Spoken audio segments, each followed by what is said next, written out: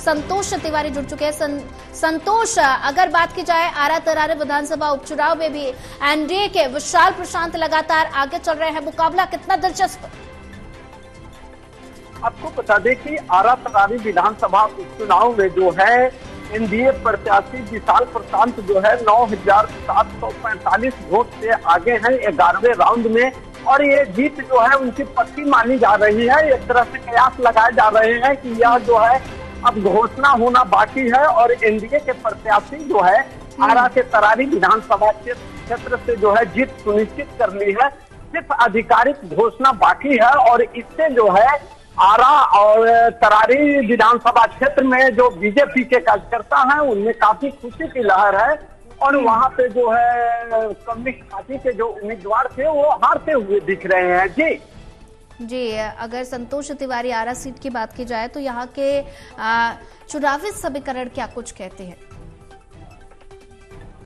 देखिए, आरा में जो है एक तरफ जो है एनडीए प्रत्याशी थी और दूसरी तरफ जो है कम्युनिस्ट पार्टी को जो है टिकट राजद की तरफ से महागठबंधन की तरफ से दिया गया था और इन दोनों के बीच जो है शुरू में तो लग रहा था कि कांटे की टक्कर है, लेकिन जो मतगणना का जो नतीजा आ रहा है उसमें 11वें राउंड में जाने के बाद जो है एनडीए प्रत्याशी जो है काफी वोटों से लगभग 10,000 से ज्यादा वोटों से जो है आगे निकल रहे हैं। तो वहां जो है लगभग एनडीए प्रत्याशियों की जीत सुनिश्चित मानी जा रही है और सिर्फ जो है आधिकारिक घोषणा होना बाकी है। जी, संतोष तिवारी, अगर बात की जाए तो ऐसे में आरा सीट का जिक्र यहाँ पे चल रहा है, तो ऐसे में प्रशांत लगातार आगे चल रहा है, तो कितने वोटों के अंतर से वो आगे चल रहे हैं?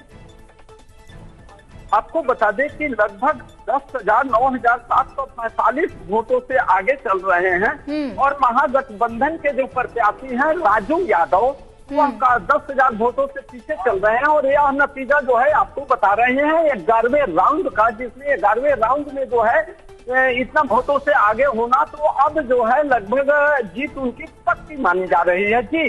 जी, अगर बात की जाए तो राजनीतिक दलों के, तो ऐसे में चुनाव से पहले तमाम राजनीतिक दल जो है वो जनता से तमाम वादे करते हैं और दावे भी कई बार किए जाते हैं, तो ऐसे में अगर बात की जाए तो उन वादों को पूरा करना कितनी बड़ी चुनौती माना जा रहा है?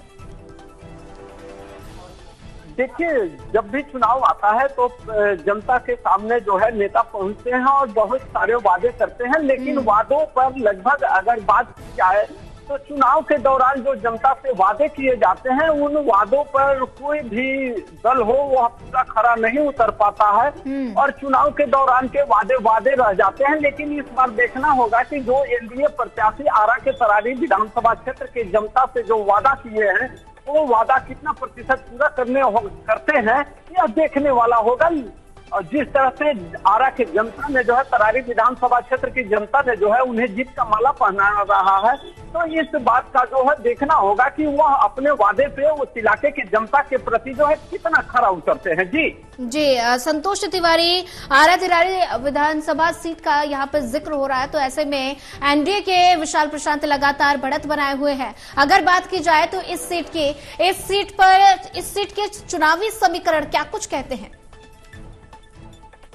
देखिए, चुनावी समीकरण में वहां से महागठबंधन के प्रत्याशी राजू यादव को बनाया गया था और एनडीए ने जो है विशाल प्रशांत को बनाया था, तो कहीं न कहीं महागठबंधन का जो माई समीकरण है उसमें जो है सेंध लगता हुआ नजर आ रहा है और उसी का नतीजा है कि आरा के तरारी विधानसभा क्षेत्र से जो है एनडीए प्रत्याशी जो है अपना जीत सुनिश्चित कराते हुए दिख रहे हैं।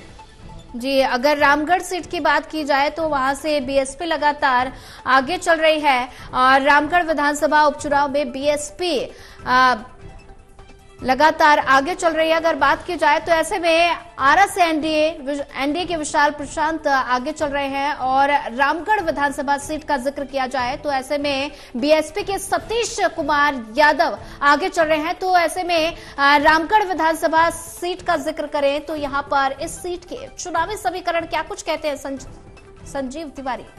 देखिए, अगर रामगढ़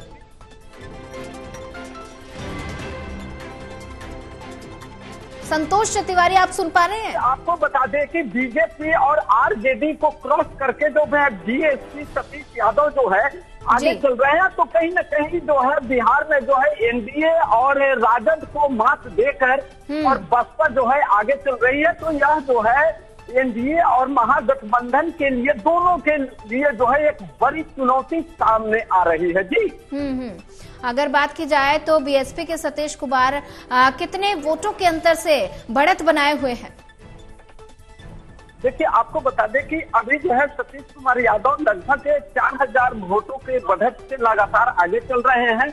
अब देखना होगा कि किस तरह से यह बढ़त आगे कामयाब होता है। लेकिन जैसा अनुमान लगाया जा रहा है कि रामगढ़ सीट से जो है मतलब कि बसपा जो है निकलने की शायद उम्मीद लगाई जा रही है। उनके कार्यकर्ताओं के बीच जो है खुशी की लहर मिल रही है। लेकिन यह देखना होगा कि अंत तक कितना बरकरार रह पाता है। जी, मुकाबला काफी दिलचस्प नजर आ रहा है। तो कांटे की टक्कर इस सीट पर भी देखने को मिल रही है। तो ऐसे में सतीश कुमार यादव लगातार बढ़त बनाए हुए हैं। तो मुकाबला कितना दिलचस्प इस सीट पर भी नजर आ रहा है। जी, आपको बता दें कि यहाँ पे जो है आरजेडी के प्रत्याशी अजीत सिंह और बीजेपी के प्रत्याशी अशोक सिंह थे। और इन दोनों को जो है मात देकर जो है बसपा जो है सतीश कुमार यादव लगातार जो है आगे चल रहे हैं।